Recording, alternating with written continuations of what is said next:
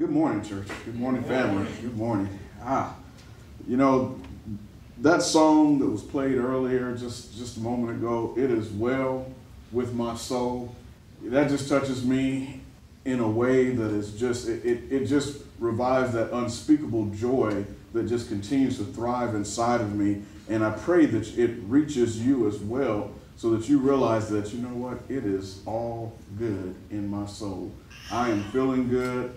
Whatever is going on the outside surrounding me, my inside is all right. My inside is all right. See, that's what we've been kind of building up to this is the third week of this series about I look like God. And so we've been building into this. And if you recognize that you look like God, then it is well in your soul. It really should be well in your soul. Heavenly Father, Lord, I thank you for this time again, just to praise and worship you, Lord. Lord, I ask that whatever is inside of us, Lord, that is not good, not of any good to us, Lord, that you just be like a surgeon and just remove it, Lord. Cut it out of us, Lord. Let this be a new season, Lord, a new season of growth for us, Lord, so we can just glorify your name and just do the works and the will of you. I ask this in Jesus' name I pray. Amen. Amen. Now, we've been going through, this is the third week now of I Look Like God. And this series, I don't know about y'all, but it's been awesome to me because it gives me a chance to reflect on even myself about what is inside of me and how I use what's inside of me, those emotions. You know, a few weeks ago, the last few weeks, we talked about compassion, and we talked about anger and disgust, sorrow, frustration, pain, empathy, exhaustion. You know, these are all things that are just, God gave us these emotions. And he didn't give them to us for us just to use them in spite. These are all emotions that should be powered by love. Amen? Amen. So today, as we go further, we're going to talk about jealousy. And we're going to really touch on that maybe just a little bit, because people think, oh, jealous, you know, God is jealous of me. Don't make that mistake.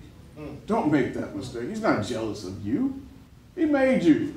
He's not jealous of you, but he's jealous for you. We're going to dive into that. The other is gracious. You know, our Father is a gracious God. Gracious, so gracious. Forgiving God.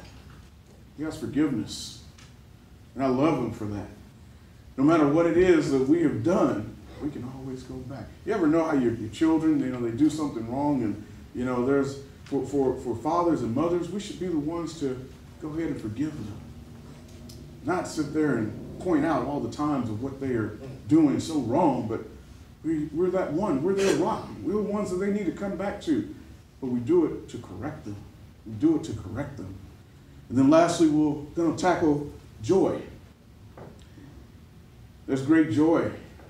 That's an emotion that I tell you, I've been feeling that it's been quite some time, just an overwhelming joy. It seems like nothing else that goes on that could be bad or perceived bad, I look at it and just kind of wipe it away and just keep moving on in that joy. But see, that's that joy that is the unspeakable, undeniable joy that comes from our Father. That's what we all should be walking in right there. You know, but all of these things, all of these emotions, all of them, you know, even anger should be powered by love. See, these are emotions that are powered by love. If you do anything outside of that, it can go terribly wrong for you, especially when you're trying to help others and correct others. So I thank God for these emotions. And I thank God that he's given us this time to explore these emotions. Because, you know, sometimes we just don't know how to touch them.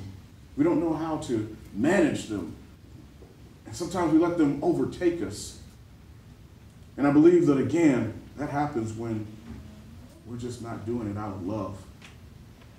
So let's take a look at jealousy. You know, Deuteronomy 4:23-24 says, "Take heed to yourselves, lest you forget the covenant of the Lord your God, which he made with you, and make for yourselves a carved image in the form of anything which the Lord your God has forbidden you. For the Lord your God is a consuming fire, a jealous God." See, it says that. He spoke that. See, what happens is we get distractions in our lives. We tend to turn to other things, other people sometimes that are not going to give you the satisfaction that you truly need. Sometimes we turn to people. Sometimes we turn to synthetic things, man-made things. Could be alcohol, could be drugs, could be just someone saying, "I'm going to give you this amount of money." Let me tell you, I went through a seminar some time ago in a company, and one of the things we learned is it doesn't matter how much money you pay someone, they still are not happy. No matter how much money you pay someone, they still are not happy. And you think about that, and you think, well, jealous? He's not jealous of you. He's jealous for you because you're turning to things that really are not going to satisfy you. He knows where that satisfaction is. It comes from the Spirit. He left that with us. So when you're thinking about, well, how do I find these joys? So that's going to come to the end, but this is where it happens. This is where it starts to happen. We start to pull away from our Father and start to seek things outside of Him. I've been reading and studying in a word, and I tell you, it's such a profound statement. Gary Smalley, if you don't know who he is, he was a great pastor. He's passed away now, but he wrote something that said to this effect, that you cannot find joy in God created things. And I had to stop and think for a moment. Well, what do you mean? God created all of this. I get happy when I see birds singing. I get happy when I'm with my wife and we're doing certain things. But the true joy, you cannot find in God created things, including the ones that are right next to you. Because there's times, that flesh, we pull away from what's right there. I've already told you, money doesn't make you happy. Money doesn't make you happy. We see that all the time. You see someone that's got a wealth of abundance of money and yet they're still not happy. You read the newspaper about folks that are these are wealthy folks and they just can't seem to find happiness. They need a little more. They need a little more. I think I put out in Facebook this week, I said, God supplies your need, yet sometimes our wants start to sneak in. And we just tend to want more than what we need. He didn't say he was going to supply all you want. He said your need. So let's start focusing on that. But if we think about this, trying to find safety and security in unsafe items and artifacts, people-made things.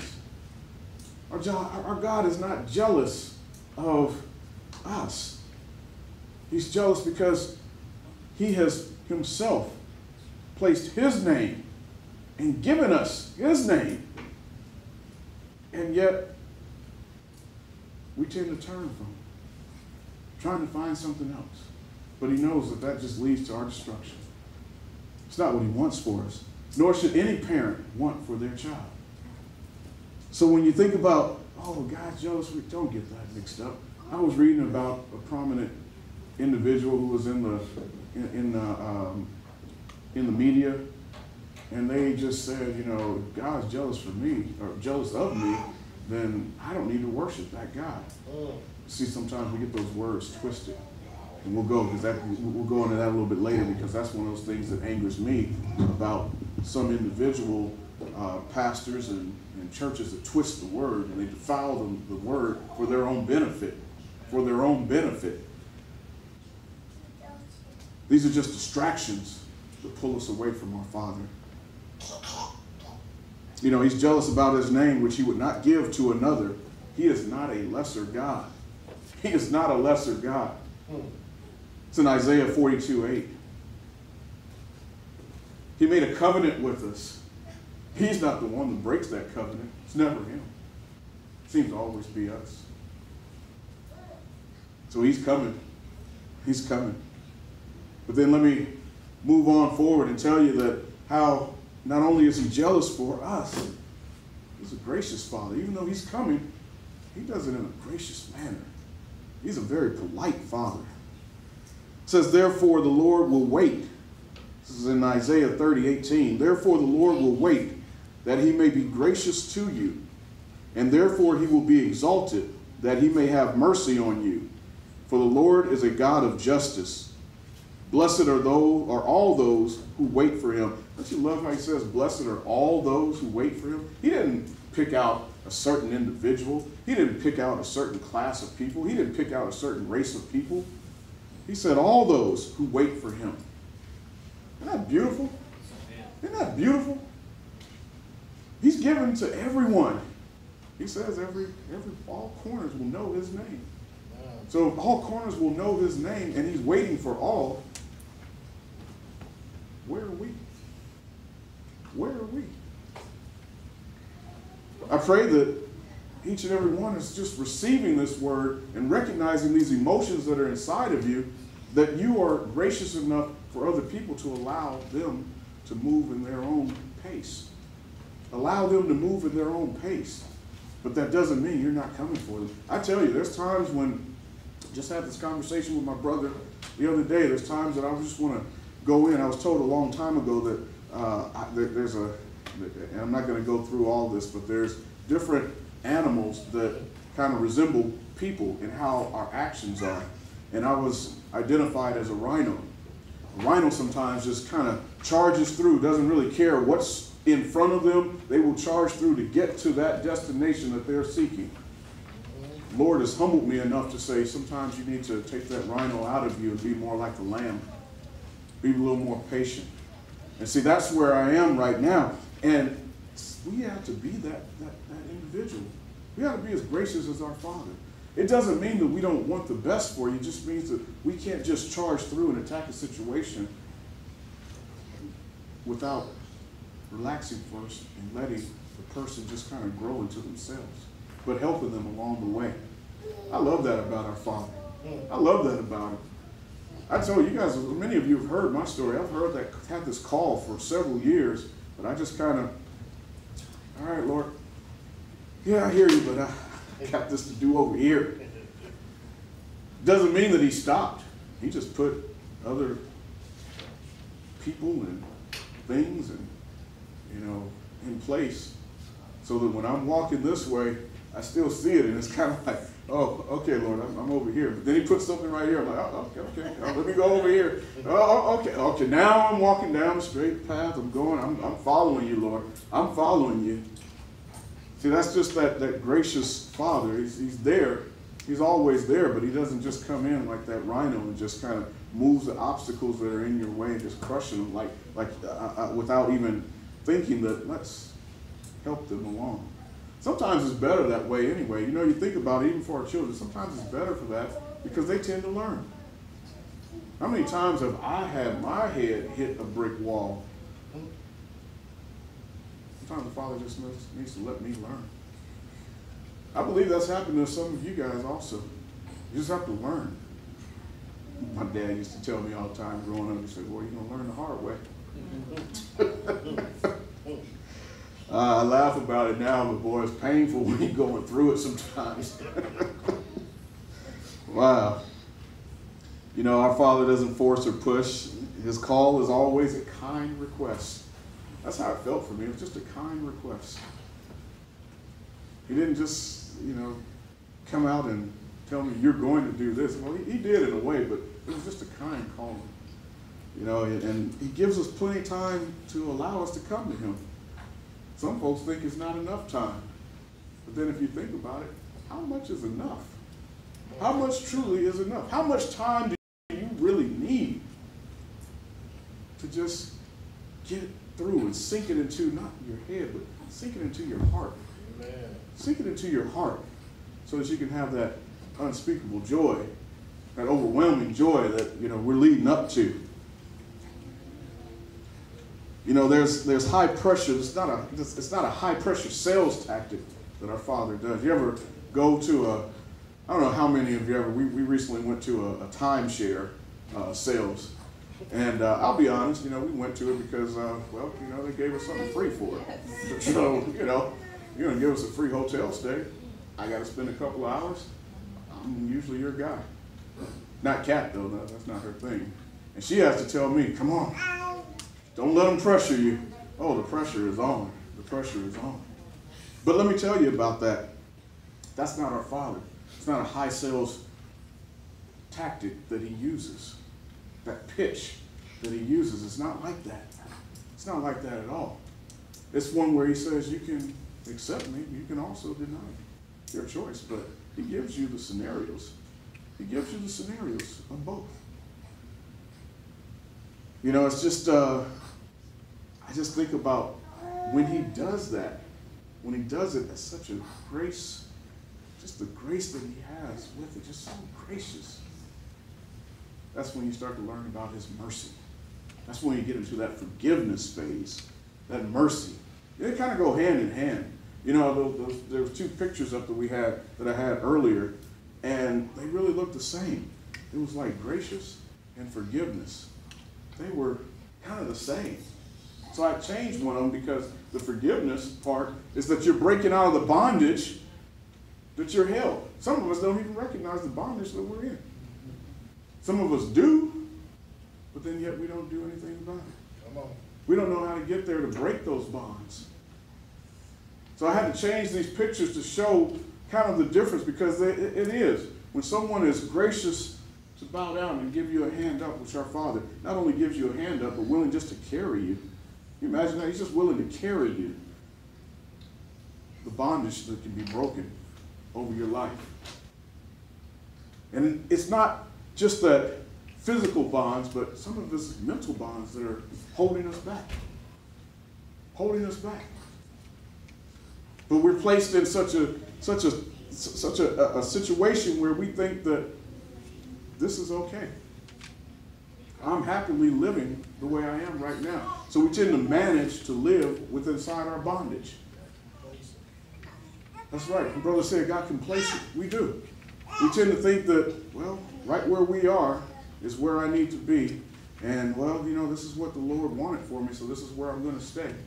It's not what the Lord wants for you. It's not what the Lord wants for any of us. He didn't put this beautiful world together for us to live in bondage. So we've got to learn to release. Tap into these emotions, but tap into them within love. Tap the love that's inside of us to release the emotions in the right way they should be used. And that's how we get release. That's how we get that forgiveness. You know, in Nehemiah 9:17 it says, they refused to obey, and they were not mindful of your wonders that you did among them. But they hardened their necks, and in their rebellion they appointed a leader to return to their bondage. But you are God, ready to pardon. Listen to this. Gracious and merciful, slow to anger, abundant in kindness, and did not forsake them. You know, when I was reading through and preparing this, that verse said just volumes to me.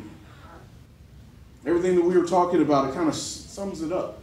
Gracious, merciful, slow to anger, abundant in kindness, and did not forsake them. See, this is when they were just being hard-headed. Just hard-headed. They think that, oh, you know, I'm just going through so much right now. Let me just go back to where I was. You know, it's kind of like that I used this terminology before about that pig that just tends to like to wallow in their own filth. They tend to just want to return to their own filth because they're content there, not realizing that it's so much better out of that. It's so much better out of all that filth and murk. So we got to start looking for that forgiveness. Start recognizing, how do we get to the forgiveness of our Father? It's out of love. It's out of love. You start right there, and I tell you, your life changes. Your life changes. The things that you do, the walk that you walk, the talk that you talk, begins to change. It begins to change in such a way that you start to reach other people.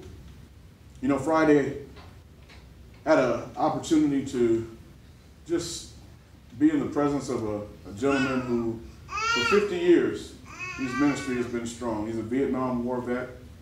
For those of you that are not familiar with him, his name is Dave River. Dave River is a gentleman who, by all means, if it was just the flesh speaking and him not doing things out of love, he wouldn't be doing ministry for 50 years. At one point he says, I just want to die. He spoke those words. Heard him speak a couple times now.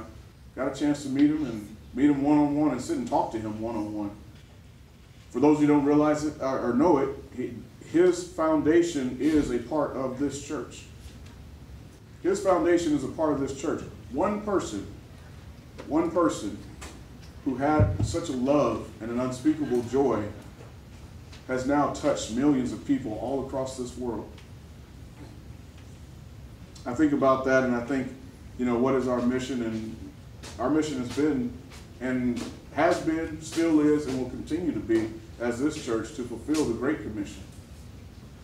It's what we're called to do. We want to lead people to the forgiveness that our Father has, that mercy that our Father has for us.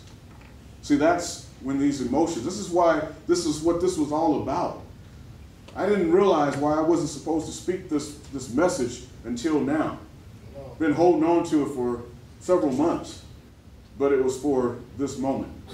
This series was for this moment because it's giving us the ability to learn how we're going to go out and reach others.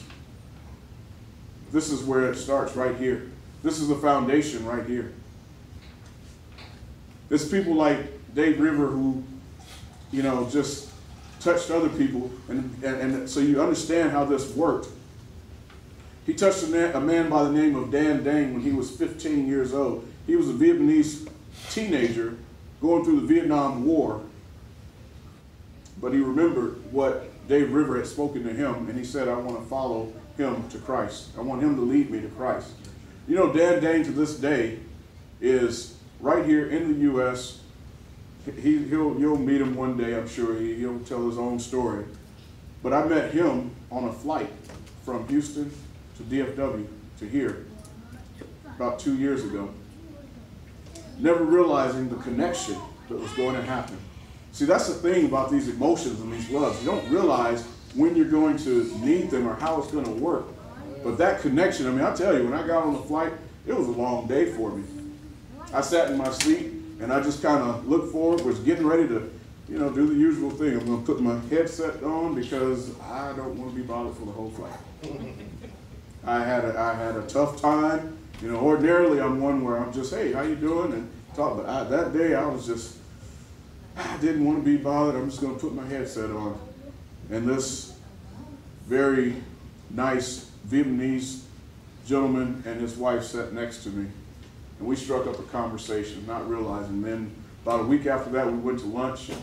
And after that, about a year later, here I am walking across the stage getting a teaching certificate to teach the discipleship training that we have. Not even realizing how this was going to happen. Not even realizing that even at that time, who Dave River was. I hadn't heard of him, to be honest with you. And as I listened to everything that he had done before, it's like, how had I not heard of this guy? How had I not heard of him? It wasn't the right time. It was for this purpose. To build another church, God's church, to go out and serve his people. Using these emotions. Using these emotions. That's why I'm speaking today. That's why I've been speaking for the last 3 weeks about this. This is what we ought to start getting passionate about, is the love that's inside of us that God has given us to power all of these emotions that we have. This is how we manage them. This is how we manage them. I told you even with anger. See, Christ, when he went in and he started turning tables over, or when God said, I'm going to a sinless great flood. He was doing it out of love. He gave chances. He gave plenty of chances.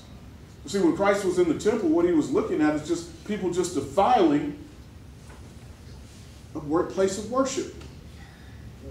Sad thing is that was happening back then, but it's happening still today. It happens still today. Just defiling a place of worship. But that's not who we are called to be. That's not what's going to happen right here. Not in New Birth. We are called to do something so much better. When people see things and they recognize when something is not right within a church, it tends to turn them away. I was one of those people. I was in my teens. I said, I'm not going to church anymore. I'm done with church. Look what those people are doing. They talk about God and how great he is on one hand, yet they show their hand, which is not so great. My father told me, stop looking at the people. Listen to the word. Receive the word. You know, I think about things about how my father has taught me so many things, and I think about the wisdom that he has.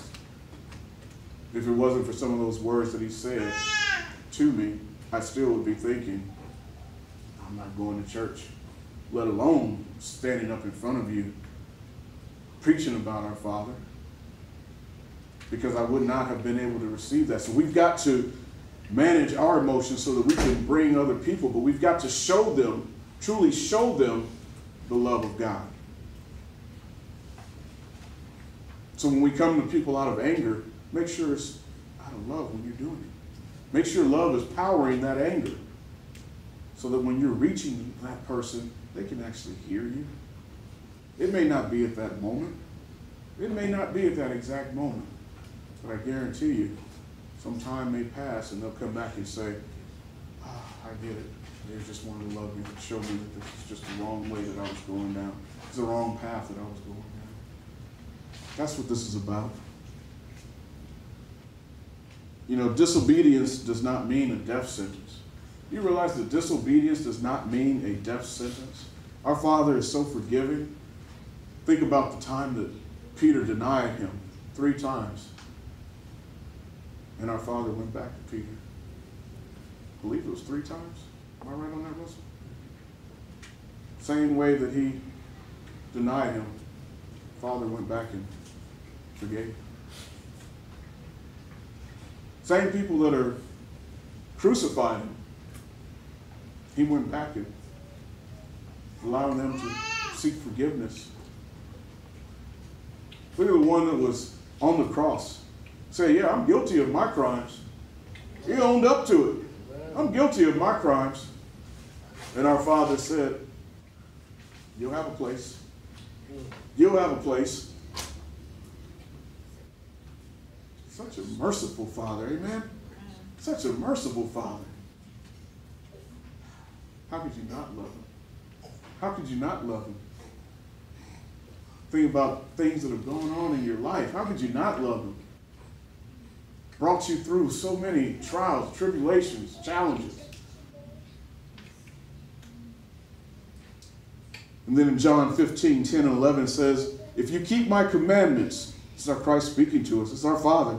If you keep my commandments, you will abide in my love, just as I have kept my Father's commandments and abide in his love. These things I have spoken to you, that my joy may remain in you, and that your joy may be full. Your joy may be full. Now, he took great joy in pleasing our Father, but it was not limited to him. It was not limited to him. He wants this for you too. As I close out, I just want to impart this to you. He wants that joy for you too. I want you guys to have the same joy that I walk in. Someone asked, you just seem like you're just nothing phases you. You know what? There was a time when everything fazed me. Everything would just shake me up a little bit. But I also know how to go back and return to where I need to be. To receive, go back to that unspeakable joy. That undeniable joy. This morning, Raven said, boy, Pastor, you seem like you're a little, I said, Yeah, I am. You know what? Because there's folks that normally would do key things, but because of the holiday, they're not there. But I took a moment and I just said, let me get back with my Father. And I said, just release that away from me. Take it away from me. This is that unspeakable joy that I want for you. This is how our church will grow. This is how we will grow with God at His timing. We grow by reaching out to other people, but we're not going to be that pushy church that says, oh, you know, you need to get here right now. Tell people you need to get here in your time. In your time. That's what our Father says. That's what our Father does. Let's be patient with folks. Let's do things out of love. Yes, we're going to get angry. I've mentioned that several times over. It still upsets me when I see things that are just not right, particularly when it comes to a church that's leading someone astray and trying to do things and manipulating the word for their own gain. That bothers me. But I also know that, you know what, our Father will take care of that. Our Father will take care of that. You got to watch your battles, not pick them, but watch your battles. You may be used, I've said this before, you may be used in that battle, but it's still not your battle. Recognize that. Don't just internalize it and take it. Know that sometimes you will be used, but it's not your battle. And when you are used, you make sure that love is powering whatever emotion is coming out at that time. For we're called to serve and lead. We're all called. We all have a calling. It's not limited to me because I'm standing before you. It's not limited to another pastor out there because they're standing before you. We all have a calling. And we should be just that thoughtful, just show that empathy, just show that compassion to share it with other people.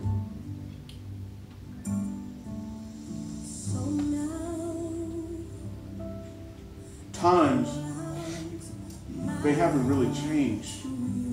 People say, oh, times are changing. They really haven't. We just had an incident yesterday, another mass shooting. Do you know that this was happening centuries ago? There were mass murders centuries ago. This tells me that we need a lot more love right now. That's where this church is founded right now. It was born not just out of love, but honestly, it was born out of necessity. We look around and say, well, why are there so many churches out there? But things don't change. It's part of the problem. You have all of this knowledge and all of this love that should be there, yet there's no change. That means we have to fight a little harder. Coming out of New Birth Christian Fellowship, we've got to fight a little harder. I also said the words that humble beginnings, small humble beginnings. Do you know the small humble beginning is yourself? It's not this church body, it starts with yourself. Yes. Take some time out. Do a self-evaluation of your own self.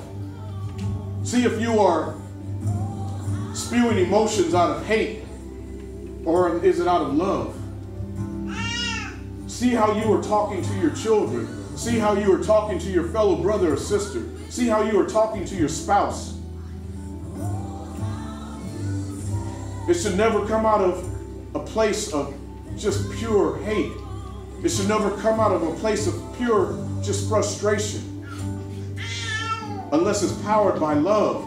It has to be powered by love. See, that frustration was another emotion, but it was powered out of love.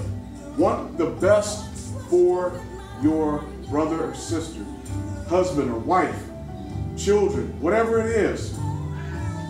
When we go out into the streets and we go and we hand out food, it's not because we're just saying, oh, you know what, here's my little portion that I'm doing for our Father. It's not because of that. It's because we love the individuals that are being served. That's where we need to be.